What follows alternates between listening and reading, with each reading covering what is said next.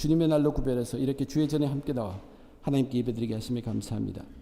이 시간 하나님께서 주장하셔서 말씀이 온전히 역사하도록 인도하여 주시옵소서. 부족한 자 지켜주시고 하나님의 뜻만이 온전히 전해지도록 도와주시옵소서. 하나님 앞에 겸손함으로 함께 드린 이 귀한 예배에 은혜로 충만케 해 주시옵소서. 예수님의 이름으로 기도드립니다. 아멘. 살아있는 교회는 밝습니다. 거기에는 빛이 있습니다.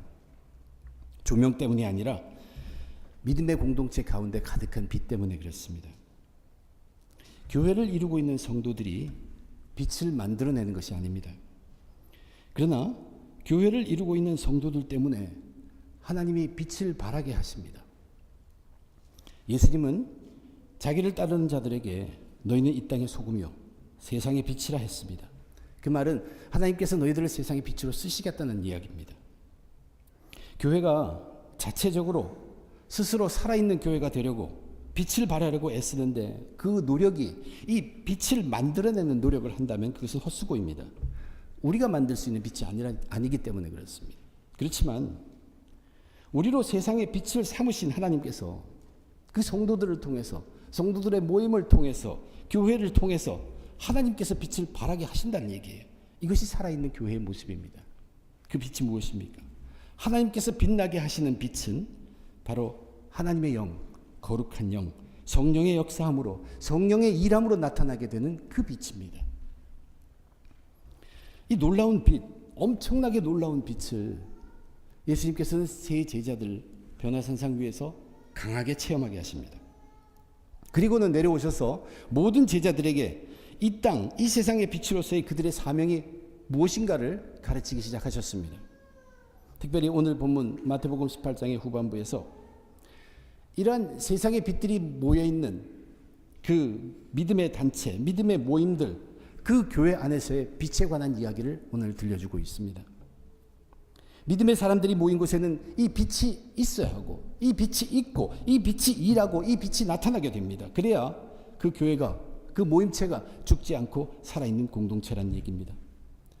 거듭 얘기하지만 인간이 만들어내는 빛이 아니라 하나님이 사용하셔서 나타나는 빛이 가득한 그러한 살아있는 교회가 되게 하시기 위해서 하나님은 모든 교회에게 똑같이 풍성하게 주신 것이 이미 있습니다. 교회는 이렇게 하나님께서 주신 것들을 굳건히 잘 지켜나가야 합니다. 그것을 잘 지킬 때 하나님의 교회가 살아있는 교회가 되도록 하나님께서 각 교회에게마다에게 주신 것을 굳건히 지킬 때 하나님께서 그 교회를 빛으로 사용하십니다. 교회 안의 성도들을 세상의 빛이 되게 하셔서 가정과 일터와 세상으로 보내시며 하나님 나라로 이루어가는 것입니다. 살아있는 교회를 위해서 하나님께서 정말 모든 교회에게 풍성히 주신 것들, 교회가 굳건히 지켜야 할 것들, 저와 여러분 함께 살펴보며 은혜 나누고자 합니다. 우선 첫째로 하나님께서는 모든 교회들에게 하나님의 말씀을 다 주셨습니다. 교회에 하나님의 말씀이 없는 교회는 없습니다. 그런데 하나님이 주신 그 하나님의 말씀이라는 것은 권세 있는 하나님의 말씀입니다. 그 권세 있는 하나님의 말씀을 교회는 모두가 다 같이 지켜나가야 합니다. 하나님의 말씀의 권세가 바르게 서고 지켜지면 그것은 살아있는 교회라는 얘기입니다. 한 형제가라고 본문이 있는데 그 형제라는 것은 같은 믿음의 공동체에 있는 성도를 말합니다. 즉 어떤 성도인데 그 믿음의 사람이 죄를 지었어요. 그런데 여기 이 죄는 누가 봐도 분명한 그가 저지른 죄입니다. 그런데 그런 사람, 그 죄 지은 형제에게 세 가지 단계로 다가가는 것을 말씀해 주십니다. 처음에는 개인적으로 말하라고 해요. 개인적으로 말하는 뜻은 공개적으로 발표하지 말라는 얘기입니다. 혹시 그 형제가 나중에 다른 사람과 어울려 신앙생활을 해야 하는데 이번 한 번의 일로 어려워지면 안 되기 때문입니다. 그러나 그렇게 해서 해결이 되지 않으면 두 번째 단계로 증인을 두라고 얘기합니다. 이 증인을 두라는 것은 같이 전하는 그 권면의 말에 좀 더 힘을 두는 것입니다. 두세 사람이 같이 가서 거기서 다시 한번 권면하고 그들이 듣든 듣지 않든 그들은 증인이 됩니다. 근데 만약에 그렇게 해서도 듣지 않을 경우에 교회에 말하라고 말합니다. 그래서 교회의 말, 교회가 전하는 말, 그 권면의 말씀까지도 받아들이지 않으면 당시 사람들이 죄인이라고 여기는 이방인과 세리처럼 여기라고 분명히 예수님이 말씀했습니다. 오늘날은 말의 위력이 상실되었습니다. 말의 진실함을 잃어버렸어요. 과연 이런 사회에서 예수님이 전해주신 이 방법이 무난하게 교회 안에서 이루어질 수 있을까 하는 의문이 들기도 합니다. 그러나 예수님이 말씀하신 이 이야기의 초점은 진실을 가려내어 정죄하는 방법을 가르치는 것이 아닙니다. 예수님이 이 말씀을 통해서 교회 안에 있어서의 말씀의 권세를 강조하고 있습니다. 교회 안에서 성도들이 하는 말, 그리고 두세 명이 같이 하는 말, 그리고 교회가 전하는 그 말, 그 말 속에 하나님이 인정하시는 권세가 들어있다는 것을 강조하십니다. 그래서 그 다음 절에 이렇게 말씀하셨죠. 진실로 너희에게 이르노니 무엇이든지 너희가 땅에서 매면 하늘에서도 매일 것이요 무엇이든지 땅에서 풀면 하늘에서도 풀리리라. 여기 너희가는 분명히 교회이고 매고 풀리는 것이 무엇입니까? 이 권세, 말씀의 권세가 교회에 주어져 있는데 죄 지은 자한테 갔을 때 만약 그 권면의 말을 들으면 너희가 형제를 얻은 것이라고 했죠. 그러나 교회의 말을 듣지 않아서 결국 죄인으로 취급하게 될 경우 이방이나 세리처럼 여기라고 할 때는 그 말대로 매고 풀림이 하늘의 권세로 이루어진다는 얘기입니다. 교회 안에 교회를 가득 채우고 있는 하나님 말씀의 권세가 우뚝 서 있을 때 그 권세가 통치하고 지배해 주십니다. 사도 베드로가 그래서 성도들에게 이렇게 얘기했어요. 교인들 서로들 너희가 말을 하려거든 반드시 하나님의 말씀을 하듯 하라고 분명하게 강조합니다. 이것은 너희 속에 하나님의 말씀의 권세가 바르게 세워져 있어야 한다는 것을 가르쳐 주기도 하는 이야기입니다. 하나님의 말씀의 권세 아래 있을 때 성도들에게서 나타나는 일, 그것이 뭐냐면 입의 말이 마치 하나님의 말씀을 하는 것 같이 되는 것입니다. 이렇게 하나님의 말씀의 권세가 세워지고 하나님께서 살아있는 교회가 되시기 위해서 주신 그 하나님의 말씀의 권세가 세워질 때 하나님의 영, 거룩한 영, 성령이 역사합니다. 말씀과 성령이 함께 역사할 때 놀라운 일이 일어나는 것은 거듭 강조해 왔습니다. 우리가 집중해야 하는 것은 무엇이냐면 우리에게 주어진 하나님의 말씀에 그 권세를 세우는데 우리는 온 총력을 다해야 합니다. 저와 여러분 우리들이 진정으로 예수 믿고 이 세상을 살아가고 평생 내가 예수 믿는 사람이 되고자 한다면 저와 여러분 우리들에게 일주일에 주어진 그 시간 중에서 가장 귀중한 시간은 오늘 이 시간입니다. 하나님의 말씀의 시간이 우리들에겐 가장 중요할 수밖에 없습니다. 오늘날 같이 어지러운 세상에서 바른 하나님의 말씀이 선포되어서 우리가 죄를 분별하고 살 수 있게 된다면 그것보다 복된 것은 없기 때문이에요. 하나님의 말씀이 가지고 있는 놀라운 권세는 다른 어떤 것들보다도 죄를 분별하게 하는 권세입니다. 우리를 깨끗하게 하는 권세가 말씀에 있습니다. 오늘 그래서 형제가 죄를 범하면 너희들이 하나님의 말씀을 하는 것처럼 가서 말을 하라는 얘기. 하나님은 분명히 모든 교회에게 말씀의 권세를 주셨습니다. 교회는 하나님의 말씀의 권세를 모두가 힘을 다해서 세우고 지켜가야 합니다. 하나님의 말씀을 전하는 자는 분명히 떨림을 가지고 분별하여 자기의 생을 다 바쳐서 준비할 수 있어야 합니다. 사람을 즐겁게 하려고 내가 말 잘한다고 칭찬을 받기 위해서 자신을 세우기 위해서 한다면 그것은 권세 있는 말씀과는 정말로 거리가 멉니다. 온 성도들도 귀한 하나님의 말씀에 대한 사모함과 경외함과 기대감이 가득할 때 하나님의 말씀의 권세가 우리 전부를 통치하여 주고 특별히 죄에 관해서 통치하여 준다는 사실입니다. 우리는 이 귀하고 값진 하나님의 말씀이 통치하여 주는 그 순간을 결코 놓칠 수는 없습니다. 저는 아주 좋지 않은 기억이 있지만 지금도 잊지 않고 있는 눈빛들, 기억되는 눈빛들이 있습니다. 교회에 모여서 함께 은혜 예배를 드렸습니다. 그리고 성도의 교제를 합니다. 그 성도의 교제를 하는 그 친교실에 제가 거닐다가 한쪽에서 들려오는 말소리를 듣고 제가 아니 이럴 수가, 교회에서 어떤 이런 이야기가 나올 수 있을까? 그것도 지금 막 예배를 마쳤는데, 그런 생각으로 그쪽에 눈을 돌렸어요. 근데 마침 그 이야기를 나누던 사람도 저와 눈이 마주쳤습니다. 저는 그 빛을, 그 눈빛들을 잊지 못합니다. 저는 그날 이후로 또 결심했습니다. 하나님의 말씀의 권세가 우리 중앙교회를 사랑하고 성도님들을 사랑하셔서 깊이 치유해 주셔야 합니다. 그리고 깊이 통치해 주시기를 저는 기도하고 저 자신부터 깊이 회개하였습니다.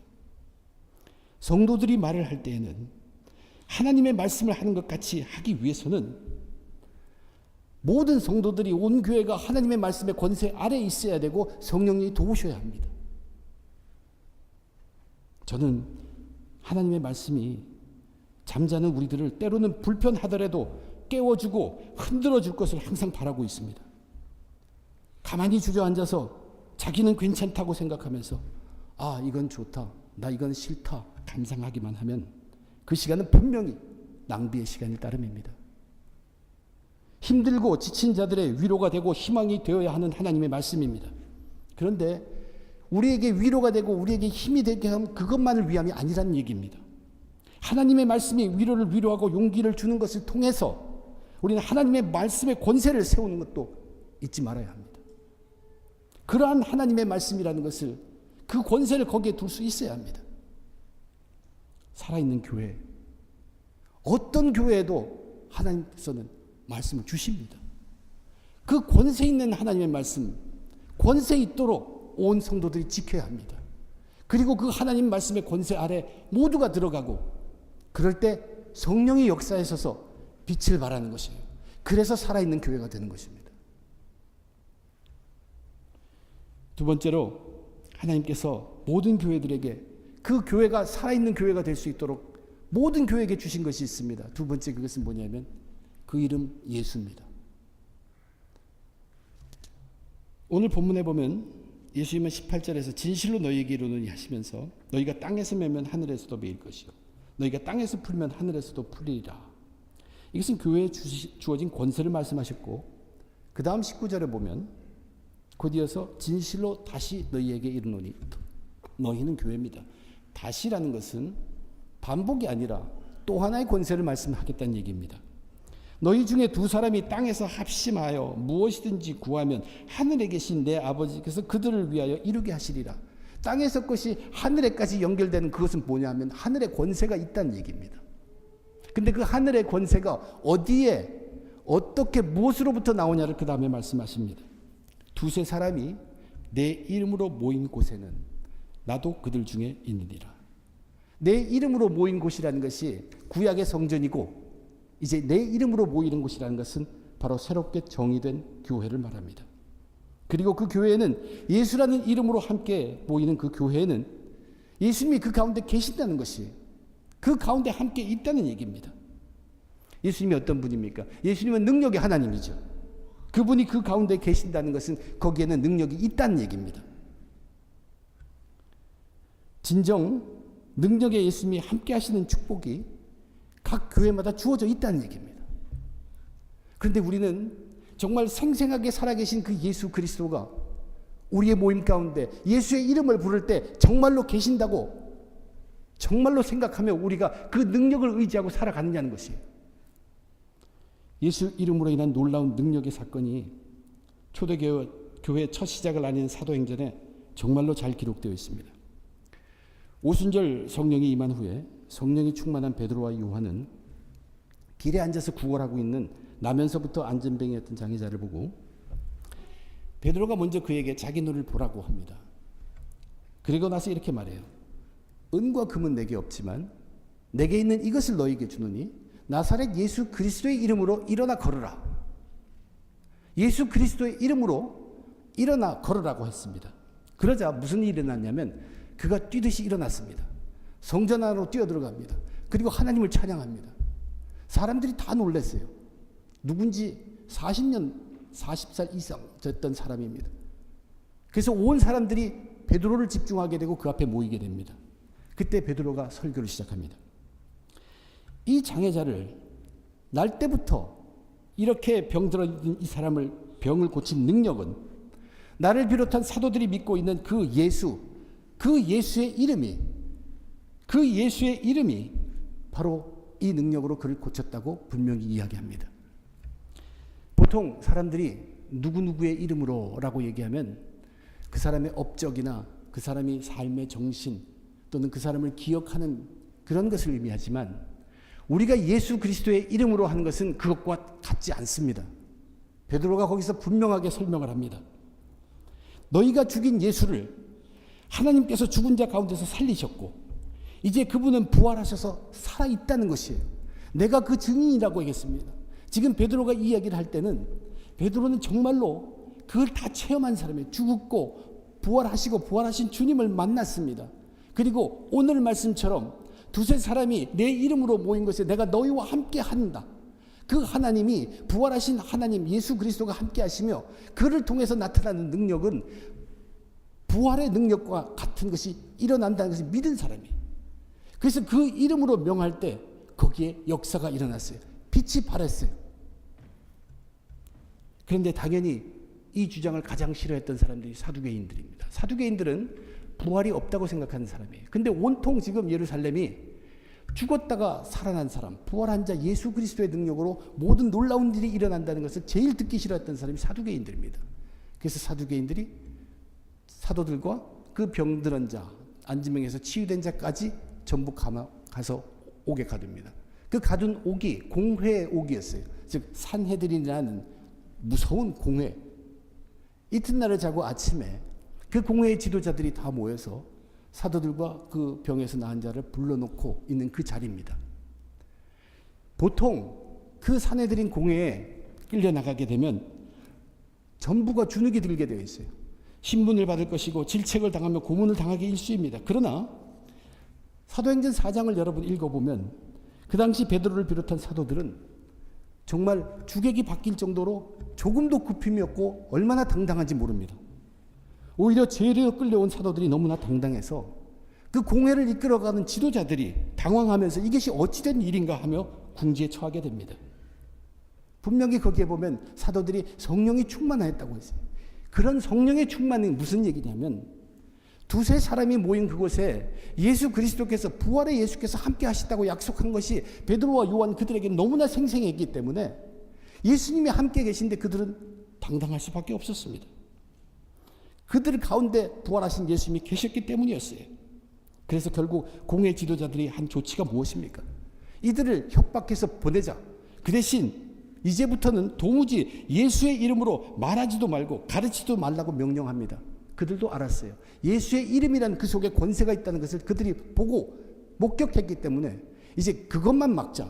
절대 예수 그리스도의 이름으로 하는 것을 막자 하는 것이 그들의 조치였습니다. 그때 베드로와 요한이 뭐라고 대답합니까? 하나님 앞에서 너희의 말을 듣는 것이 하나님의 말씀을 듣는 것보다 옳은가 판단하라. 죄인이 자기를 판단하는 그 재판관에게 이런 말을 한 것과 마찬가지입니다. 이 당당함이 어디서 왔습니까? 부활하신 예수가 우리가 예수 이름으로 함께 모였을 때 함께 계신다는 것이, 그래서 하나님 앞에서 내가 사람의 말을 들어야 할 것이냐 하나님의 뜻을 지켜야 할 것이냐를 분명하게 얘기한 것이에요. 살아계신 부활하신 예수님이 내 옆에 계시니까 난 그분의 뜻을 들을 수 없다, 들을 수밖에 없다고 강하게 말할 수 있는 용기가 있었던 얘기예요.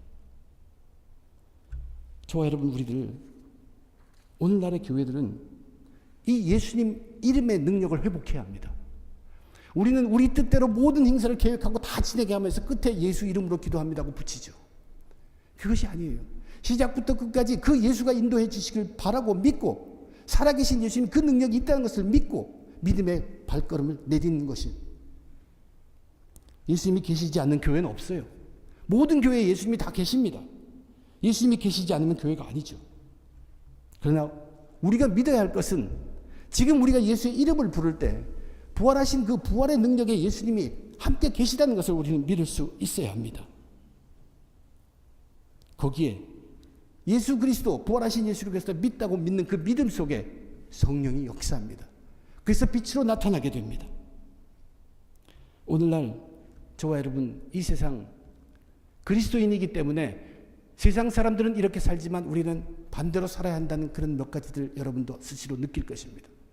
그것을 알고 느끼면서도 불구하고 우리는 용기가 없습니다. 그렇게 살지는 못합니다. 그때 필요한 것이 이 예수의 이름입니다. 예수의 이름을 부르십시오. 그러면 사도 베드로는 당장에 그때 체험한 생생하게 부활하신 예수님이 옆에 있다고 분명히 믿을 수밖에 없었던 그 상황입니다. 똑같은 그 부활하신 예수 그리스도가 우리와 함께 있다는 것이, 내가 반드시 세상과는 거슬러서 이 길을 가야 한다고 생각하면 예수 이름을 부르시고 발걸음을 내디리라는 얘기예요. 그러면 그분이 인도해 주시고 함께 해주시고 놀라운 일을 보여주실 것이라는 얘기입니다. 저와 여러분, 우리들은 세상 사람들의 상박과 달리 살아야 한다면 반드시 다릴 수 있는 그 용기가 필요합니다. 예수 이름을 부를 때 그 용기를 주십니다. 어느 교회든 하나님은 예수 이름을 다 주셨어요. 오늘날에 우리가 인정하는 그 교회라는 교회는 전부 예수 이름이 다 있다는 얘기예요. 그 예수의 이름을 경히 여기지 마십시오. 예수 이름으로 모일 때는 그러한 부활의 예수님이 함께 계심을 믿고 그 이름으로 모이는 것입니다. 우리가 우리 의지로 우리 시간 편한 것으로 다 모여가지고 예수 이름으로 모였다고 할 수 없습니다. 하나님이 원하는 시간에 우리의 모든 것을 바쳐서 보시면서 여기에 예수 이름을 배우면서 예수님이 동행하여 주시고 능력으로 함께 하시고 위로도 함께 해주시기를 바라고 원하는 것입니다. 저와 여러분, 우리는 예수 이름을 믿고 외쳐야 합니다. 예수 이름을 믿고 높여야 합니다. 그때 우리는 알지도 못하는 성령이 놀랍게 우리를 변화시키고 이끌어가 주신다는 것이에요. 이것이 빛입니다. 그런 자들이 함께 있는 공동체, 그것이 살아있는 교회입니다. 하나님은 이 땅에 자기의 교회를 세우시면서 그 교회들이 죽은 교회를 원치 않아요. 살아있기를 원해요. 근데 살아있는 그 빛의 성령의 역사하심을 위해서 가장 기본적인 것 다 주었어요. 교회마다 다 주었습니다. 하나님의 말씀을 다 주었어요. 그러면 우리는 말씀의 권세를 세워야 합니다.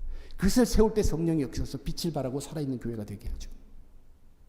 또한 예수 이름 다 주었어요. 우리 다 예수 이름, 밥 먹을 때마다 예수 이름 얘기하잖아요.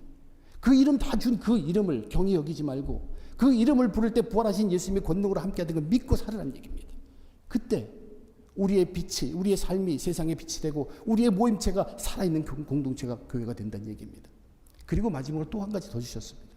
하나님께서 교회로 하여금 교회들이 살아있는 교회가 되게 하기 위해서 주신 것은 뭐냐면 구원의 십자가입니다. 모든 교회들에게 십자가를 다 주셨어요. 지금 십자가 정신이 없는 교회는 교회가 아니라고 우리가 믿는 교회는 그렇죠. 십자가는 다 주었습니다. 이 마지막 본문 단락에 보면 우리들에게 꽤 잘 알려진 예수님께서 들려주신 비유의 이야기가 있습니다. 어떤 왕에게 한 신하가 있었는데 그 왕에게 이 신하가 한 1만 달란트를 빚졌다고 얘기합니다. 이 1만 달란트라는 것은 계산해 보면 엄청납니다. 평생을 다 갚아도 갚을 수 없는 그런 엄청난 금액을 빚을 졌습니다. 그 왕은 신하에게 너 자신 비롯해서 너 처자식 다 팔어, 노예로 다 팔고 갖고 있는 거 다 팔아서 빚을 갚으라고 합니다. 그런데 그로서는 그 재산을 다 팔고 자기가 노동하고 처자 다 한다고 해도 그걸 갚을 수가 없다는 걸 알죠. 그래서 선처를 구합니다. 왕은 신하를 불쌍히 여겼어요. 그래서 빚을 갚지 않아도 된다 하고 탕감해 주셨습니다. 이제 이렇게 되면 왕의 선처로 그 은혜를 받았으면 그는 분명히 새 인생을 살아야 합니다. 이제 새 인생이 주어진 것이에요. 그런데 그가 다시 산 삶은 예전과 크게 다르지 않았습니다. 이 신하에게는 자기에게 적은 빚을 진 동료가 하나 있었는데 그 사람이 자기에게 빚을 갚지 않는다고 동료를 감옥에 집어넣었어요. 그러니까 다른 동료들이 보고 그 감옥에 들어간 동료가 이거 참 안 됐다, 불쌍하다. 그래서 왕에게 이야기했습니다. 왕은 그 악한 신하를 다시 감옥에 집어넣고 빚을 다 갚도록 하라고 명령을 내립니다. 이제 이 이야기가 어떻게 시작되었는가? 그 시작 출발점은 베드로가 예수님께 용서에 관한 질문을 할 때부터 그것에서부터 시작된 이야기입니다. 베드로의 질문은 뭐냐면 형제가, 즉 그리스도 형제, 우리 믿음의 사람들 중에서 어떤 성도가 자기에게 죄를 범하면 몇 번이나 용서해 줘야 합니까? 하는 질문이었어요. 7번까지 용서할까요? 이때 예수님이 대답을 뭐라고 했냐면 7번뿐만 아니라 7번을 70번까지라도 용서해 주라. 숫자적으로 얘기하면 490번을 용서해 주라는 그런 얘기입니다. 이 용서의 이야기와 예수님의 비유의 이야기가 어떤 관계에 있을까를 묵상해 봅니다. 예수님이 베드로에게 들려준 이 비유의 이야기는 우선 예수님께서 베드로에게 자기의 마음을 전합니다. 아마 이런 마음이었을 거예요. 베드로야, 너는 마음을 크게 품어서 너에게 죄 짓는 자를 용서하려고 애쓰는구나. 그러나 네가 남이 용서해 달라는 것을 거절할 자격이 있느냐? 네가 정말 남을 용서할 자격조차 있느냐? 너야말로 용서를 받아야 한다. 그리고 너는 아주 큰 용서를 받은 자다. 그 마음을 전하고 싶어서 그 이야기를 들려줬어요. 여러분, 내가 남을 용서해 주었다고 할 때 그것이 진정한 용서였다면 남는 것이 무엇입니까? 아무것도 남지 않습니다. 아무것도 남지 않아야 합니다. 전부가 다 잊어버리는 것이에요. 그런데 어떻게 내가 7번을 셀 수 있습니까? 7번째다 하는 순간은 처음부터 6번째까지 그 죄목을 기억하고 있다는 얘기잖아요. 그게 어디 용서냐는 얘기예요. 진정한 용서가 아니죠. 만약에 용서를 베드로 네가 그런 식으로 해보고 싶으면 490번을 한번 노력해봐라. 한 형제가 와서 너에게 죄를 져. 490번까지 용서해주고 그 다음에 네가 뭘 해도 좋다. 그러면 네가 한 110번, 111번, 112번 될 때 111번인가 113번인가 하고 치워버려 하고 카운팅, 세는 것을 포기할 때 바로 그 순간에 너는 용서라는 것이 무엇인가를 조금 알게 될 것이다. 여러분, 용서라는 것 자체는 굉장히 복잡합니다. 단순한 것이 아니에요. 내가 당신을 용서합니다 라고 말하지만 자칫 잘못하면 오히려 자기가 용서받아야 할 사람인데 그거는 모른 채 씩씩거리면서 내가 당신을 용서하겠다고 그럴 수 있습니다. 그런 경우 많습니다. 그리고 여러분과 제가 경험해서 알지만 이것저것 다 따져보면 얽히고 설키는 거 투성이에요. 서로 죄짓고 살잖아요.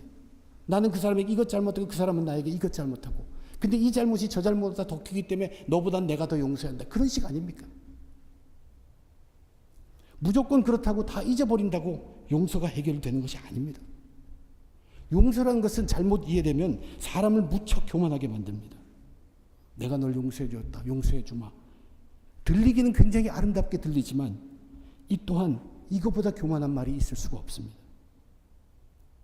그래서 세상에서는 온전한 용서가 이루어지기가 힘듭니다. 그런데 오늘 예수님이 말씀하시는 교회 안에서 성도들 간에는 그러한 용서의 복잡한 미묘한 문제가 해결될 길이 하나 있다는 얘기예요. 그것을 그 얘기 속에서 들려주신 것이 그 방법은 딱 하나. 그것은 하나님께서 모든 교회에게 베풀어 주신 것입니다. 그것이 바로 뭐냐면 십자가, 구원의 십자가입니다. 십자가가 무엇입니까? 내가 그것을 믿을 때 나의 죄를 용서해 주는 무한한 능력의 십자가라는 얘기예요. 우리가 진정으로 예수 십자가를 안다면, 그리고 구원의 십자가를 안다면 우리 모두는 끝없이 용서를 구해야만 하는 사람들입니다. 왕께 1만 달란트 빚지고 탕감받은 신하와 같습니다. 새 삶을 시작하지 않으면 언젠가 우리는 다시 또 결산을 해야 합니다. 사망에 이를 수밖에 없는 엄청난 죄의 값을 도저히 우리 힘으로는 해결할 수 없는 것을 용서받은 사람들이에요. 거기에다가 영생이라는 놀라운 것을 약속받은 복을 얻은 구원받은 자들이란 얘기입니다. 오늘 본문 마지막 절을 보면 마음으로부터 형제를 용서하라고 얘기했어요. 우리가 각각 마음으로부터 형제를 용서하는 방법은 우리 마음속에 구원의 십자가를 박아두는 것입니다. 머리로 생각하고 따지면서 용서하고 용서받고가 아닙니다. 머리로 생각하고 계산하는 것이 아니란 얘기예요. 각자의 가슴에 구원의 십자가를 박아두어야 합니다. 그것만이 용서하는 문제를 모든 겸손으로 감당할 수 있게 하는 길입니다. 우리는 때로 용서를 했다고 하면서도 상대와 말하기 어렵고 또 대하기 어려울 때가 많습니다. 그러한 부족한 자신을 십자가 앞으로 끌고 가야 합니다. 그리고 그 앞에서 무릎을 꿇어야 합니다. 그렇게 할 때 하나님의 거룩한 영이 그 마음을 위로해 주시기도 하고 그 마음에 용기를 주기도 한다는 얘기입니다. 이것이 빛입니다. 진정 구원의 십자가가 가슴에 담겨 있는 사람은 용서받을 것이 너무나 많을 따름입니다. 그때 사람에게 용서를 구해야 합니다. 또한 하나님께 용서를 구해야 합니다. 우리가 알아야 할 것은 이러한 용서의 십자가가, 이 구원의 십자가가 모든 교회마다 다 있다는 얘기예요. 하나님의 교회에게 이 십자가가 있습니다. 살아있는 교회는 어떤 교회입니까? 이 십자가가 잊혀지지 않는 교회가 살아있는 교회입니다. 이 십자가가 부끄럽지 않는 것이 살아있는 교회입니다. 모든 것을 이기도록 하는 그 능력이 바로 이 십자가에 담겨 있기 때문입니다. 살아있는 교회, 세상의 빛으로서의 교회가 되기 위해서 세상 모두가 부러워하는 그런 것들을 갖추는 그러한 교회 되기 위해서 신경을 쓰기보다 정말로 살아있는 교회, 빛을 발하는 교회는 하나님께서 모든 교회에게 공일하게 다 주신 가장 기본적인 근본적인 것을 목숨 걸고 지켜나갈 때 우리가 알지도 못하는 가운데 하나님께서 그것들을 통해서 빛을 발하신다는 것입니다. 이 땅 한 구석에서 빈약하게, 비천하게 아무도 알아주지 않는다고 해도 하나님께서 교회에 주신 하나님 말씀의 권세를 다 함께 굳세게 세워나가고 하나님께서 교회에 주신 능력의 이름 예수, 그 이름을 외치며 예수와 함께 동행하는 예수와 함께 담대히 세상을 이겨가며 하나님께서 모든 교회에게 주신 구원의 십자가를 가슴에 담고 넉넉히 풍성하게 사랑하며 살아갈 때 그 교회는 이제 하나님이 인정하는 살아있는 교회, 성도들은 하나님이 인정해 주시는 세상의 빛이 될 것입니다.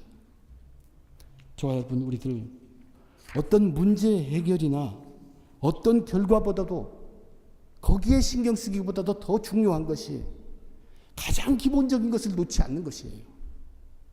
문제를 해결하기 위해서 내게 좋은 결과를 얻기 위해서 그것에만 집념하느라고 성도라고 하면서 교회라고 하면서 이렇게 하나님께서 살아있는 교회가 되기 위해서 주신 모든 가장 기초적인 근본적인 것을 다 잃어버리고 사는 우리들의 모습은 아닌지 돌아보아야 합니다. 그 문제보다도 더 귀한 것, 우리가 이 세상의 험악한 유혹에서 이길 수 있는 것은 하나님께서 모든 교회에게 주신 다 똑같이 주신 가장 근본적인 본질에 우리의 목숨을 걸 때 하나님이 우리를 빛으로 쓰십니다. 하나님의 교회를 살아있게 하신다는 얘기입니다. 유혹 가운데서도 하나님의 말씀, 예수 그 이름, 구원의 십자가, 저와 여러분 교회로서, 저와 여러분 성도로서 살아있는 교회, 세상의 빛이 되어야 합니다. 잊지 마십시오. 우리의 평생은 여기에 달려 있습니다. 저와 여러분 이미 우리들에게 풍성히 하나님의 은혜로 주어졌어요. 우리에겐 여기저기 엄청난 말씀들이 있습니다. 그 하나님의 말씀의 권세를 여러분은 세워주셔야 합니다. 여러분이 함께 세우는 것입니다. 우리 모두가 같이 세우는 것입니다. 그리고 예수 그리스도 그 이름, 그 이름을 부를 때 살아계신 부활하신 예수님이 그 능력으로 함께 계심을 믿고 행하십시오. 능력이 함께 하십니다. 그리고 십자가의 구원을 결코 잃어서는 안 됩니다.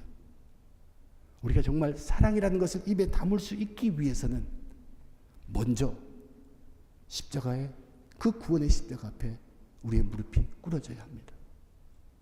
저와 여러분 살아있는 교회 되고 세상의 빛 성도님들 다 되시기를 주님의 이름으로 기도드립니다. 아멘. 하나님, 오늘도 저희들 죄인으로 모였습니다. 하나님께서는 우리들 살아있는 교회가 되기를 원하고 세상의 빛이 되기를 원하십니다. 모든 교회와 우리에게 하나님의 말씀을 주셨습니다. 말씀으로 죄를 분별하고 깨끗하게 될 수 있도록 주셨습니다. 권세를 힘껏 세울 수 있도록 도와주시고 깨끗하게 살게 도와주시옵소서. 예수 그 이름을 주셨습니다. 그 이름을 부르고 외칠 때 부활하신 예수님께서 함께 동행하시며 우리를 위로하시고 능력으로 베푸십니다. 그것이 우리들의 기쁨이 되게 해 주시옵소서. 모든 교회에게 구원의 십자가를 주셨습니다. 하나님, 그 구원의 십자가를 보며 끝없이 용서만을 구하고 회개하며 그것으로 섬길 수 있는 진정한 크리스천들, 살아있는 교회에게 축복해 주시옵소서. 모든 것 감사하며 우리 주 예수 그리스도의 이름으로 간절히 기도드립니다.